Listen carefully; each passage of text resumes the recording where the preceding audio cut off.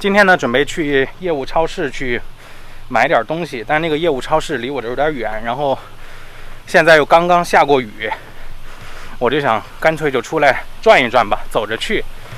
我现在走的这条路线呢，要经过一个日本的农村。我在的这个城市呢，也算是日本算是最穷的城市之一了吧。然后我就带大家看一看这边真实的农村到底是怎么样的。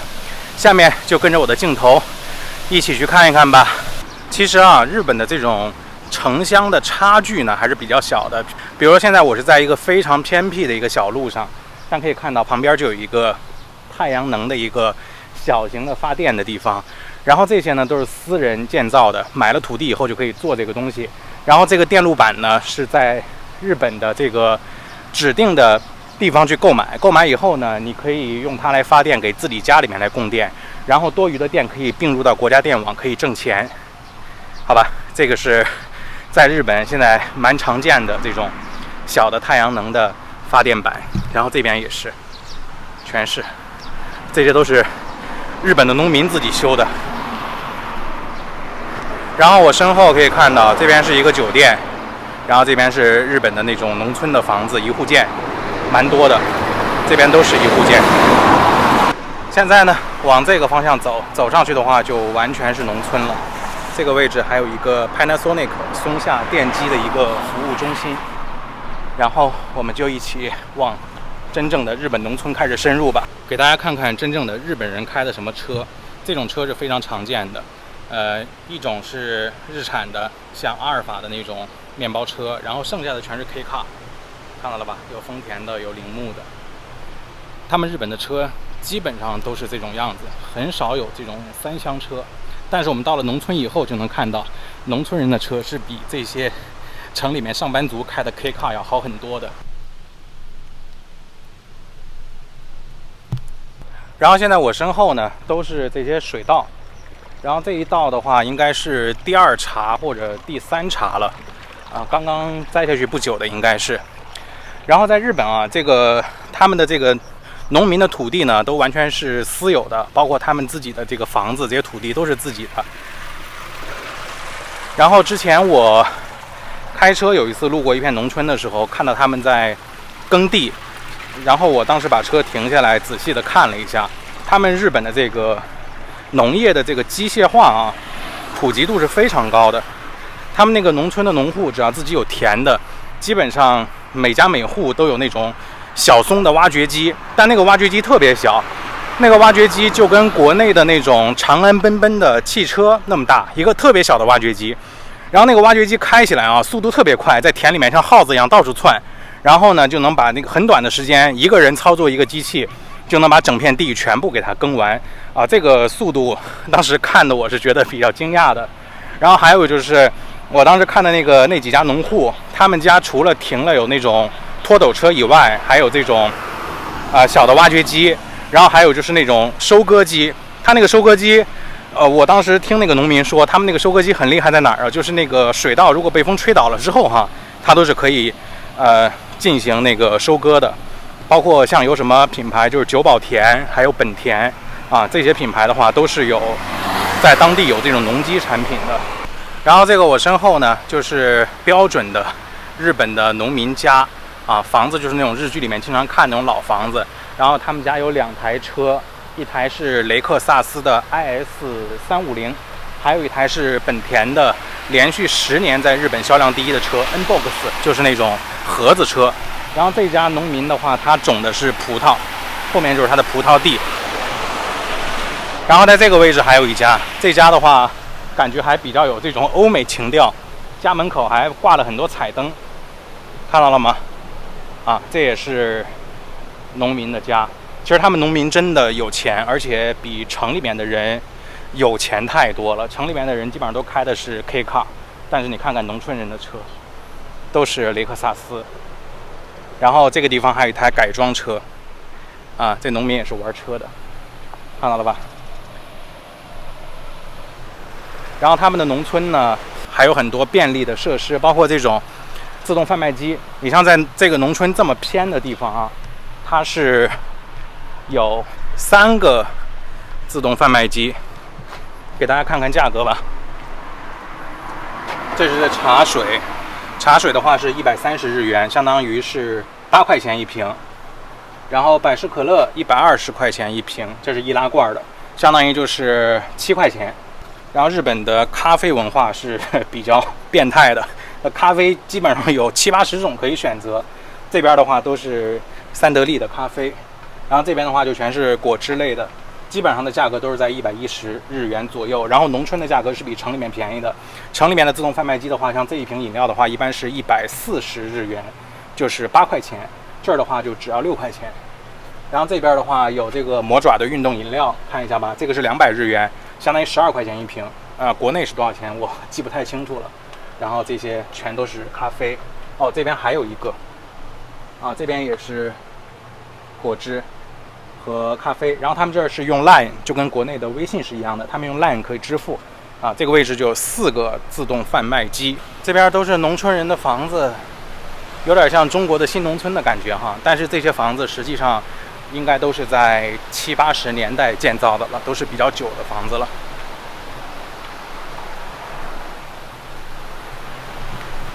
然后这面过去就全都是水稻，种的水稻。然后身后的车子看一下吧，这个是本田的 N-Box， 然后这个是铃木的小拖斗车，然后这边有一台丰田的兰德酷路泽。这些车像兰德酷路泽这些车在城里面几乎就见不到，还有一些像马自达最新的那个昂克赛拉2厢版的，带了创驰蓝天 X， 就是汽油压燃引擎的那一款。那个车在日本好像上市了刚刚1年左右吧，在城里面见的也很少，但是在这个农村，上回我路过的时候，好几家车库里面都停的那个车，那个车还真不便宜，好像在日本的价格折成人民币的话都要18万左右，比长安马自达合资产的那个还要贵就是那个创驰蓝天 X 压燃引擎的。然后这也是一家人，门口有一台雷克萨斯的 SUV， 然后有一台小的拖斗车。这个是什么果子呀？这个应该是樱桃吧，这个种的应该是樱桃，他们都拿袋子套起来了。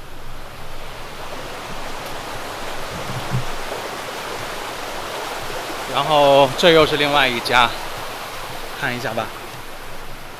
这个是什么车？这个就是马自达创驰蓝天。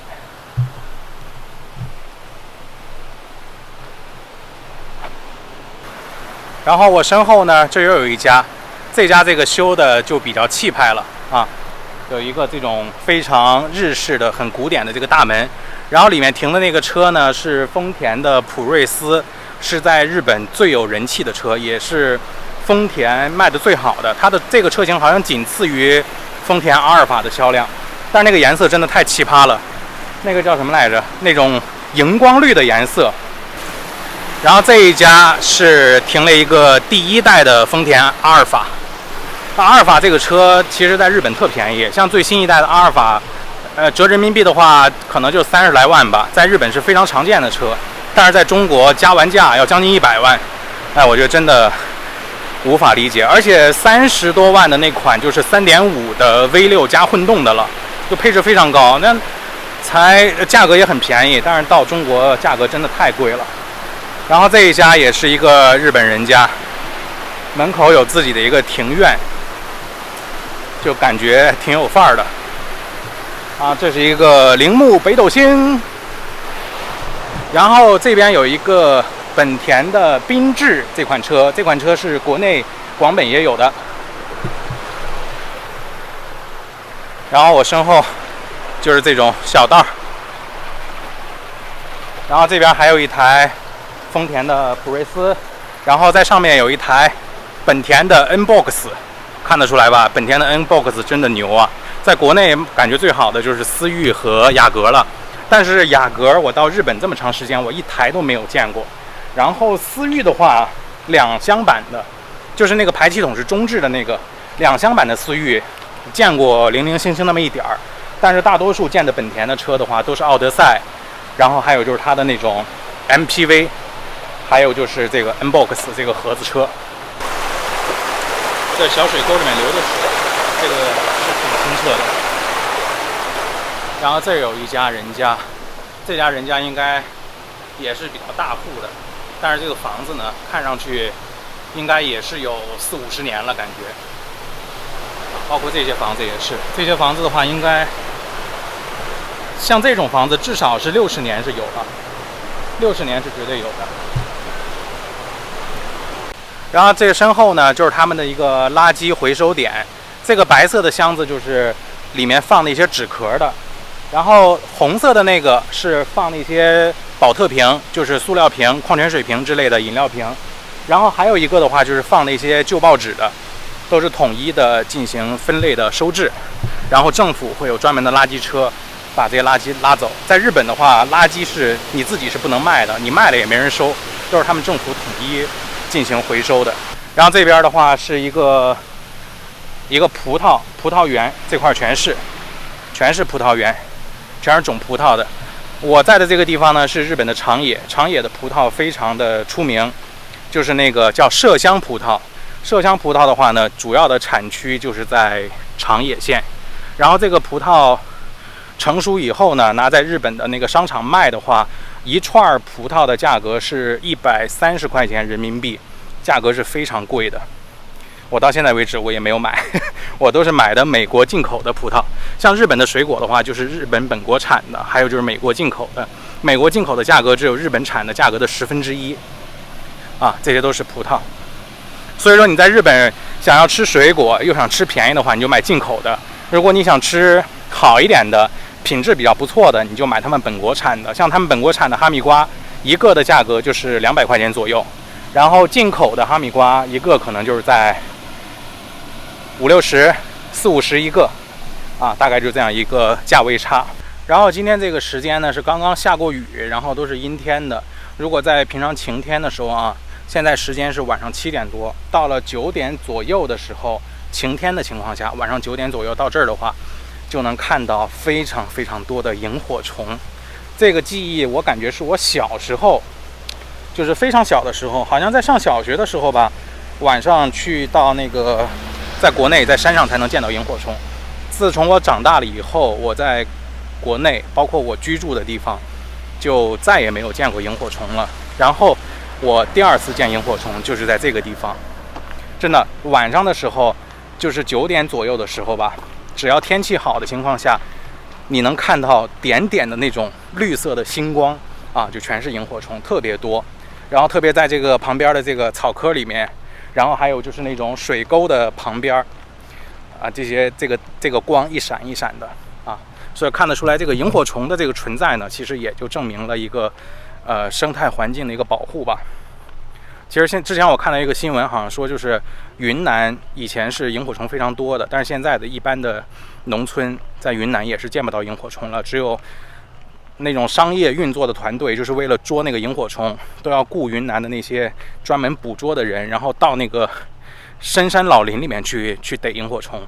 但是在这个地方的话，确实，你想这个地方离我刚才过来的那个公路和就是城市人口的那个居住区吧，也大概就是1公里的样子。这块的话，晚上就能见到非常非常多的萤火虫。所以说生态的这个保护，自然环境的保护还是蛮重要的。真的，我不希望中国的小朋友以后都不知道萤火虫是什么东西，或者说只能从以前的书上或者课本里才能见到。然后我身边这边就全是葡萄，全是葡萄。然后左边的话就全是水稻，感觉他们是一边种主粮一边种这个水果。其实像我们国内啊，年轻人的话呢，都想出来创业，都想到大城市去，然后都不想再去做这些农活了。其实上在日本也是一样的，在日本呢，其实农民的收入是非常非常的高的，他们基本上一个月40-50万日元是随便挣的，我们乘以0.06，好吧，就基本上一个月大概就是3万到4万人民币，是很轻松的。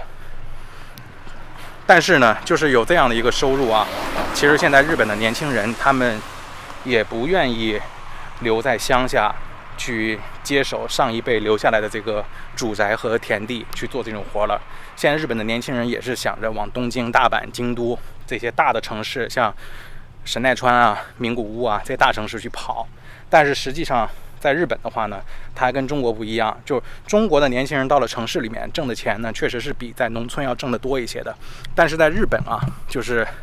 年轻人到了特别像东京这种地方，实际上真的挣的钱也并不太多。你像就是日本的20代，就是20多岁的人，刚刚踏入社会，在东京找到一个正式的工作的话，他在熬到30岁之前的时候，